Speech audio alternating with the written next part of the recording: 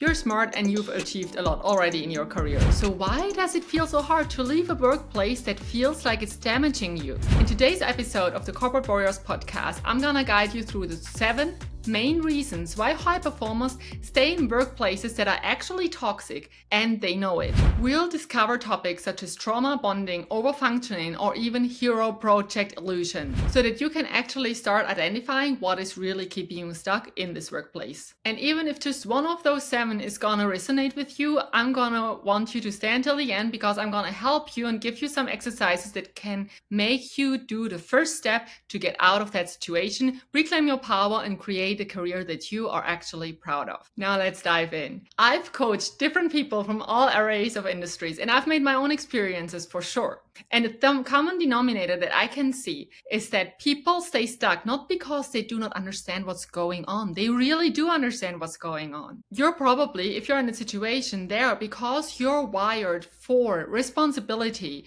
care, and really trying to be there for other people in this toxic situation. So let's dive into different reasons how that can look like. Number 1, there's trauma bonding, often disguised as loyalty. This basically means that you're staying in this workplace because you feel if you leave, what are the others gonna do? Perhaps you're not just a high performer in terms of your output in your projects, but you're also the supporter of others, mentoring younger ones, trying to protect them from things, especially if you're a team lead or a department lead role. So you really try to step in as this barrier for the others. But the question really is, 1, can you actually protect them from a system? And number 2, can you protect them if you cannot really protect yourself and your mental health? The second reason why high performers stay in toxic workplaces is that they actually have overdeveloped coping. Now, what does that look like? You've become so amazing at handling stress that no matter how dysfunctional the system is, you feel like it's still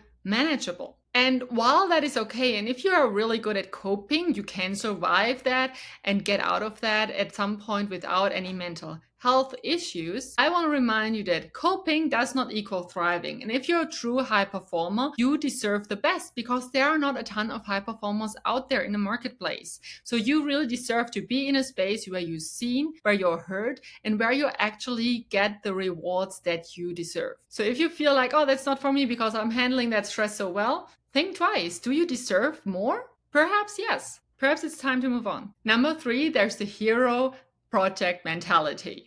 That's a good one. Those are the people that are always telling you how horrible it is in their workplace. And when you ask them why they don't leave, they're like, well, I'm currently working on this one big project and I want to finish that first. And this comes with this responsibility for something that is actually not 100% yours. Because let's be honest, even in big projects, people get fired without notice, and they get fired no matter how important they are in the project, because for a company, it's ultimately important to not rely on individuals. So the company is always, let's say, ready to replace you, no matter how high performing you are. And at the same time, sometimes high performers do attach those hero projects to their worth.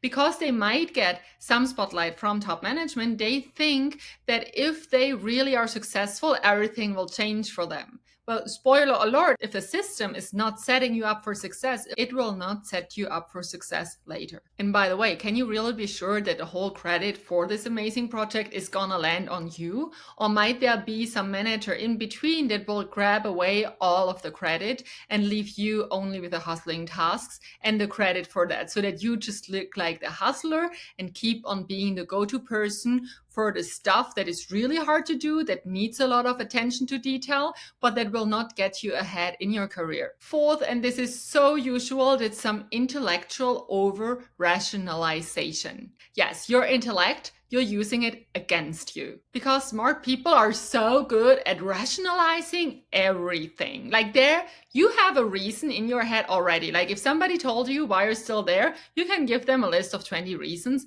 why that actually makes sense. And this is over rationalization. You're telling yourself that it's just a rough patch. You consciously tell yourself that the red flags that you're seeing each and every single day are actually not that bad, or that actually in other workplaces something similar might be happening because some friend once told you something about their job. So you over rationalize and be like, it's not that bad.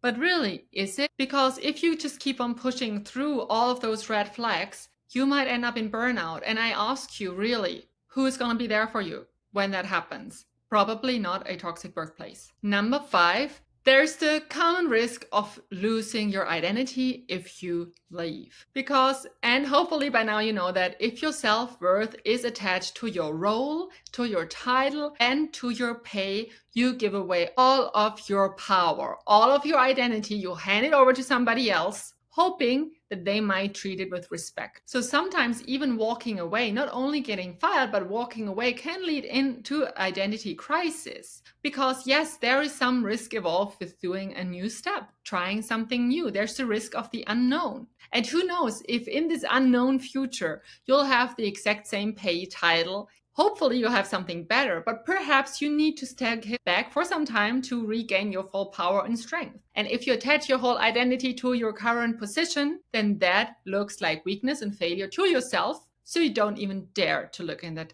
direction in the first place. Number 6, there's the golden handcuffs. Oh my God, yes, the golden handcuffs all the time. I hear them when I talk with directors, VPs. Golden handcuffs means that yes, the job might be horrible, but, and that is so funny, when I hear that I already start to smile internally, because if there's a but, then really that pay is really not worth it. It can look like, oh, they pay me so well, I should be grateful, when really they need to pay you that much or their employees that much to actually stay in a system that is rotten. Or again, when you're afraid that going somewhere else means that you have to live with less money. But just again, like with the identity crisis, you're giving away all your power. If you're in a situation where you earn a lot of money, and honestly, even if you're just in a start, make sure that you learn to save.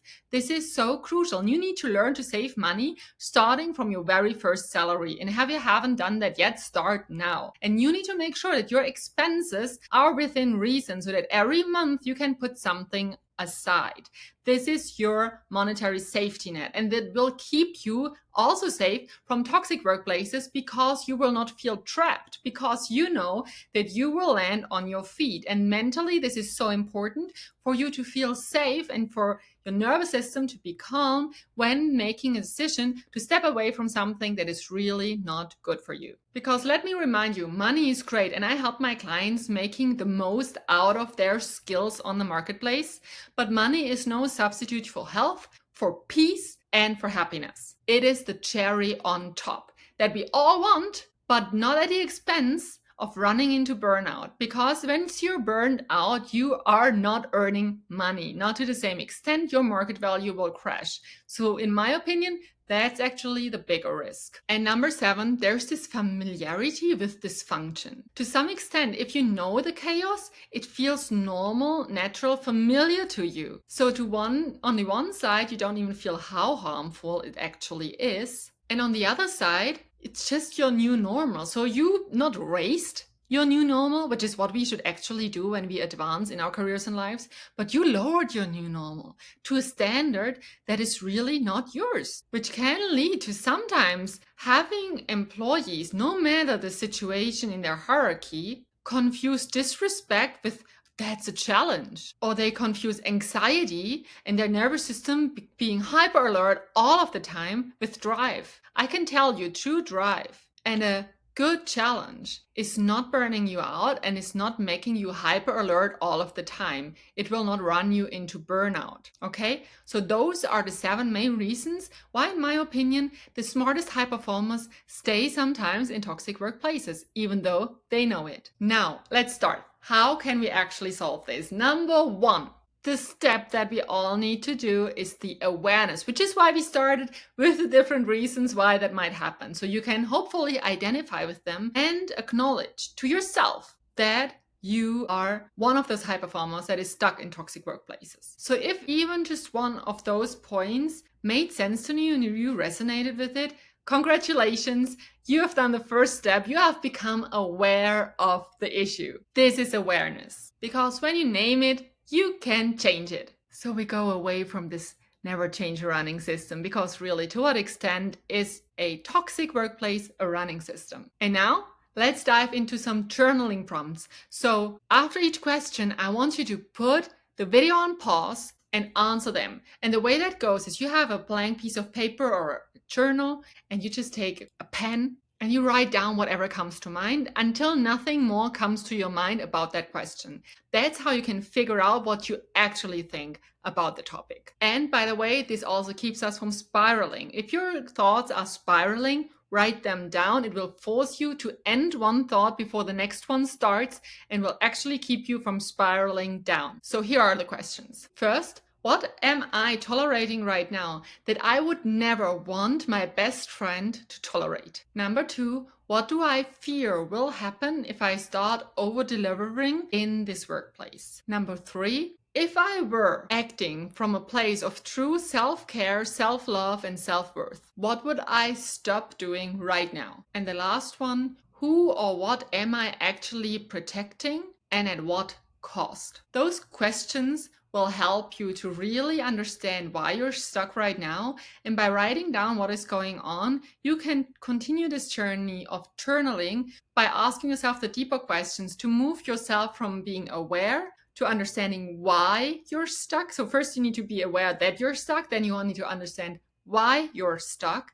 And then based on that, you can come up with solutions for that. And I don't urge you to quit and do that then, but you can do that in your free time. You can do that in the evening after the workday or during the weekend, on public holidays, PTO. These are the days that you right now are invited to use for yourself, for your own development, for your own long-term good. I guarantee you, if you do that instead of day drinking, you will be so proud of yourself next week, recognizing your own patterns and seeing how you evolve, even if right now this is only internal. Because I guarantee you, internal development will show on the outside sooner or later. There's no way around it. You cannot evolve internally without having your reality adjust to that. Because if you show up differently, people react to you differently and different things will happen. Okay, so it all starts, which is why I always say transformation inside out. It starts on the inside and it will have this huge ripple effect on the outside. So this is why we start right here, right there. So really, if you just take one thing from this whole podcast, is this: you do not need to blow it all up today, but you deserve to stop shrinking to survive. I don't want that for any high performer out there, okay? Let's just stop it collectively now. And if you're ready to really step into this and make this transformation inside out, DM me Unshakable on Instagram at Corporate Warriors and I'll take it from there. Because you're not too smart to move. Smart people get stuck for reasons, but smart people are also really, really fast in unraveling them and stepping into what they truly deserve. I'm here for you along the way. If you like this, make sure to subscribe to the channel and like the video and share it with a high performer that might be stuck as well. See you next time.